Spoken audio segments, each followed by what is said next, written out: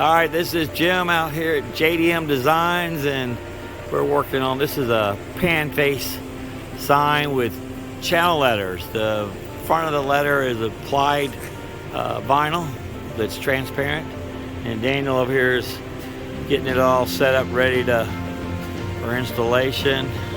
These are LED backlit letters, and it's a the letters are fabricated out of aluminum.